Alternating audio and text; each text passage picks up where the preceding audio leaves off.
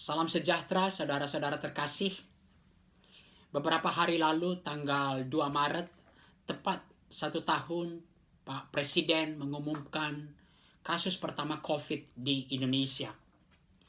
Bersyukur bahwa setelah bergumul setahun, saat ini kita dalam program vaksinasi nasional dan kita tentunya merindukan bahwa pandemi COVID ini semakin menurun dan bahkan akan segera berakhir.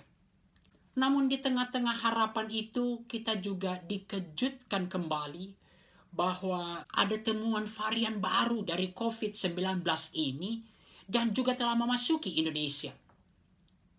Saudara-saudara terkasih, bisa jadi hal ini kembali membawa ketidakpastian dan bisa berdampak menimbulkan kekhawatiran, ketakutan di dalam kehidupan kita. Hari ini kita akan merenungkan satu bagian firman Tuhan yang sangat baik untuk kita pikirkan, bahwa Tuhan ada di tengah ketidakpastian dan ini menolong kita untuk bisa menghadapi, bisa melanjutkan perjalanan kita di tengah-tengah segala ketidakpastian di dalam kehidupan kita.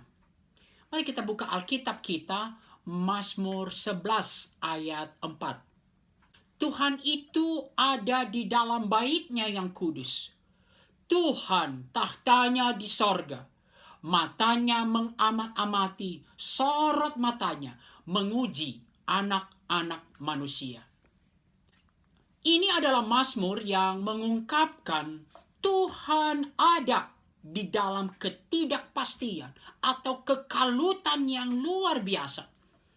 Banyak penafsir, misalnya Matthew Henry, memperkirakan bahwa Mazmur ini dituliskan Daud ketika ia di dalam bahaya karena kebencian Saul terhadap dirinya dan sudah berulang kali ia mau dibunuh. Nah, apapun latar belakang peristiwanya, pemazmur di dalam bahaya besar. Kalau kita lihat ayat 3, apabila dasar-dasar dihancurkan, apakah yang dapat dibuat oleh orang benar itu? Ini adalah suatu bahaya besar dan ada satu tantangan apa yang dapat dibuat oleh Daud menghadapi bahaya besar itu.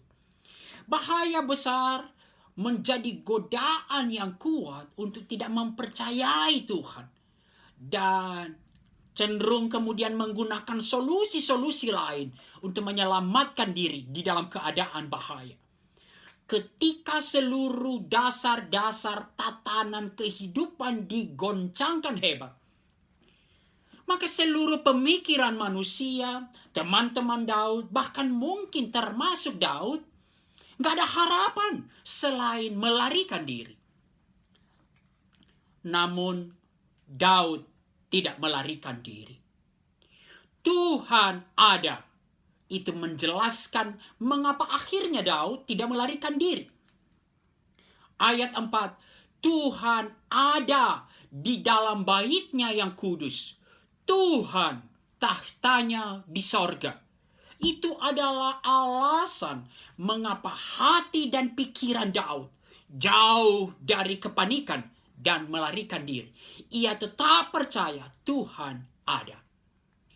Pertama, mari kita renungkan. Tuhan tahtanya di sorga. Tuhan ada di tahtanya di sorga. Dan seharusnya ini adalah satu hal yang memberikan ketenangan. Tahta itu menyatakan otoritas pemerintahan. Tuhan memperhatikan, Tuhan memerintah dan mengendalikan segala sesuatu.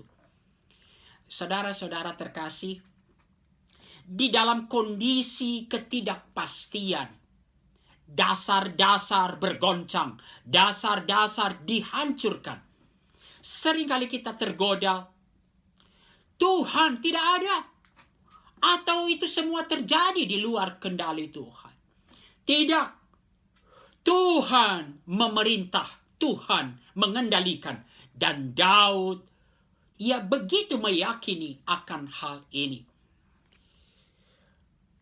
Saudara-saudara terkasih, di masa-masa sebelum pandemi, di masa-masa normal, kita memang sudah terbiasa melihat dan mengalami segala sesuatu seolah-olah dalam kendali kita.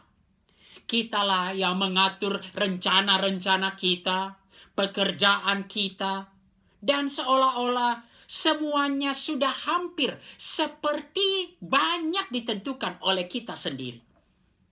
Kita berpikir bahwa perencanaan kitalah yang mengatur segala sesuatunya. Dan ketika di masa-masa pandemi ini, semua seperti di luar kendali kita, maka kemudian seolah tidak ada harapan. Kita berpikir bahwa jika sesuatu itu di luar kendali kita, maka benar-benar tidak ada harapan. Tuhan tahtanya di sorga. Kita perlu merendahkan diri, mengakui bahwa di tengah ketidakpastian, di tengah dunia yang bergoncang sekalipun, Allah ada, Allah berdaulat, Allah memerintah.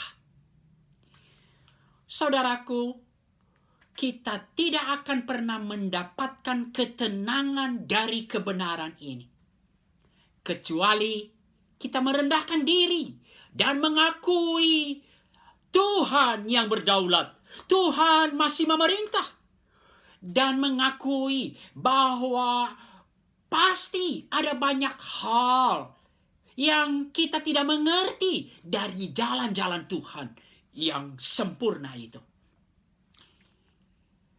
Tuhan tahtanya di sorga. Yang kedua, Tuhan ada di dalam bait-Nya yang kudus. Tuhan bertahta di sorga merupakan sebuah kebenaran.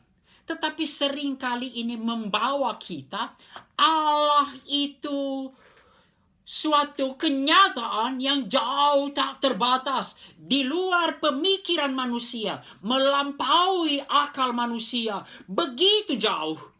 Dan seringkali pemikiran ini justru membawa ketakutan bagi kita. Namun pemazmur mengungkapkan satu kebenaran ini. Tuhan ada di dalam bait-Nya yang kudus. Dan ini memberikan kepada kita kepastian akan ketenangan di tengah badai sekalipun. Pertama-tama, Tuhan ada dalam bait-Nya yang kudus. Tentu itu adalah bait Allah yang kudus di sorga, tempat Allah bersemayam. Namun dari konteks Perjanjian Lama, kita juga melihat bait Tuhan itu berbicara tentang rumah Tuhan, tentang tempat Tuhan memberi dirinya ditemui. Tentu di dalam konteks Daud belum ada bait suci. Namun bait-Nya yang kudus itu merujuk kepada rumah Tuhan, kepada mezbah, kepada tabut perjanjian, kemah, tempat Daud berelasi dengan Tuhan. Mari kita lihat apa yang diungkapkan oleh Raja Salomo ketika pentahbisan bait suci. 2 Tawarikh 6 ayat 18. Tetapi benarkah Allah hendak diam bersama dengan manusia di atas bumi? Sesungguhnya langit, bahkan langit yang mengatasi segala langit pun, tidaklah dapat memuat engkau. Terlebih lagi rumah yang kudirikan ini. Salomo begitu menyadari Allah yang maha besar itu. Sesungguhnya langit, bahkan langit yang mengatasi segala langit pun, tidaklah dapat memuat engkau. Terlebih-lebih lagi rumah yang didirikan oleh Salomo. Namun jika kita lanjutkan pembacaan kita, 2 Tawarik 7 ayat 1. Setelah Salomo mengakhiri doanya, api pun turun dari langit, memakan habis korban bakaran dan korban-korban sembelihan itu. Dan kemuliaan Tuhan memenuhi rumah itu. Kemuliaan Tuhan memenuhi rumah itu menyatakan kehadiran Allah. Dan ini memberikan suatu kebenaran kepada kita. Allah yang maha besar itu. Allah yang sesungguhnya bahkan langit pun tidak dapat membuat Allah yang maha besar itu berkenan hadir di dalam rumah yang dibangun Salomo. Untuk apa? Umat Allah bisa mengalami perjumpaan dengan Allah. 2 Tawarik 7 ayat 12 meneguhkan hal ini. Kemudian Tuhan menampakkan diri kepada Salomo pada malam hari dan berfirman kepadanya, telah kudengar doamu dan telah kupilih tempat itu bagiku sebagai rumah persembahan. Saudara-saudara yang terkasih, Tuhan ada di dalam bait-Nya yang kudus. Ini menyatakan Tuhan berkenan hadir di tengah-tengah umat-Nya. Nah, bagaimanakah mungkin hal itu terjadi? Dan kalau kita membaca berulang kali apa yang diungkapkan oleh Raja Salomo, Hesed, kasih setia Allah yang tak berkesudahan, kasih setia yang berdasarkan perjanjian, seperti yang dijanjikan Tuhan dengan sumpah kepada Abraham, Ishak, dan Yakub. Maka saudara-saudaraku terkasih, Tuhan ada di dalam bait-Nya yang kudus. Tuhan berkenan hadir di tengah-tengah umat-Nya. Tuhan berkenan dirinya dijumpai oleh umat-Nya. Namun ini juga mengungkapkan kepada kita demonstrasi kasih Allah kepada umat-Nya. Tuhan ada di dalam bait-Nya yang kudus. Tuhan di dalam kasih-Nya yang besar memberi dirinya dijumpai di dalam bait-Nya yang kudus. Tuhan di dalam kasih setia yang tak berkesudahan menyatakan kehadirannya di tengah-tengah umat-Nya. Bait Allah yang kudus memungkinkan umat Allah berelasi dan mengalami kehadiran Allah. Dan puncaknya, saudaraku, Kristus menyatakan dirinya sebagai bait Allah sejati.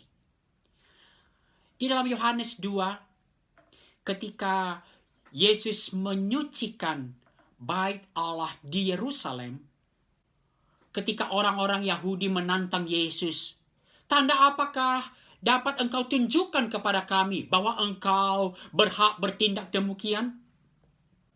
Jawab Yesus kepada mereka, rombak bait Allah ini, dan dalam 3 hari aku akan mendirikannya kembali. Lalu kata orang Yahudi kepadanya, 46 tahun orang mendirikan bait Allah ini, dan engkau dapat membangunnya dalam 3 hari? Tetapi yang dimaksudkannya dengan bait Allah ialah tubuhnya sendiri. Kristus menyatakan dirinya sebagai bait Allah. Yesus Kristus sebagai bait Allah sejati. Kristus menyatakan kehadiran Allah di tengah-tengah kita. Yohanes 1 ayat 14. Firman itu telah menjadi manusia dan diam, berkemah, bertabernakel di antara kita. Dan kita telah melihat kemuliaannya, yaitu kemuliaan yang diberikan kepadanya sebagai anak tunggal Bapa, penuh kasih karunia dan kebenaran.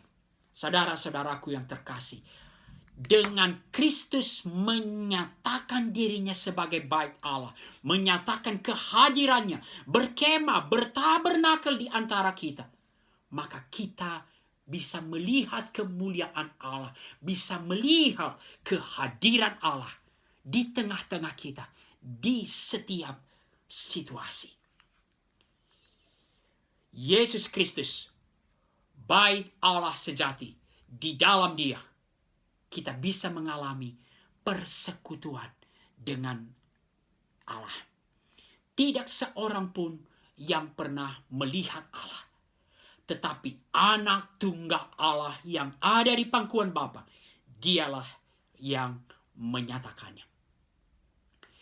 Saudara-saudara terkasih, tentu kita terus mendoakan, bahkan ikut ambil bagian dalam segala upaya yang bisa kita lakukan supaya pandemi ini segera berlalu dan keadaan bisa pulih semakin baik.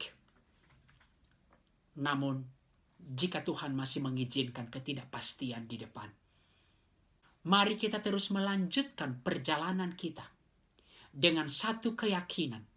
Tuhan ada di dalam bait-Nya yang kudus. Tuhan hadir bersama-sama dengan kita. Tuhan tahtanya di sorga.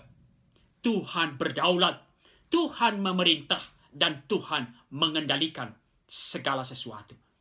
Ketika kita mengakui akan kekuasaan dan kedaulatan Allah, dan jika kita memiliki persekutuan dengan Allah yang perkasa, dan begitu mengasihi kita, kita bisa berjalan maju menghadapi banyak ketidakpastian di dalam kehidupan kita yang seringkali menggoncangkan kehidupan kita. Mengakhiri perenungan kita hari ini, saya kembali teringat dengan ayat 3 tadi. Apabila dasar-dasar dihancurkan, apabila dasar-dasar pengharapan berguncang. Dan ini membuat saya teringat dengan salah satu lagu sekolah minggu yang dulu seringkali kita nyanyikan dengan begitu riang. Dan mungkin saatnya sekarang menghidupinya. Biarpun gunung-gunung beranjak dan bukit-bukit pun bergoyang, tapi kasih setiamu tak akan beranjak dariku. Tak akan beranjak, tak akan bergoyang, tak akan beranjak, tak akan bergoyang. Demikianlah firman Tuhan yang mengasihiku. Ada amin, saudaraku? Sekalipun di tengah ketidakpastian, ya, Tuhan ada di dalam bait-Nya yang kudus. Maka mari kita terus menikmati persekutuan dengan Tuhan. Tuhan tahtanya di sorga. Mari terus merendahkan diri. Allah yang berdaulat, Allah yang memerintah, Allah yang mengendalikan segala sesuatu. Kiranya Tuhan memberkati kita semua. Amin.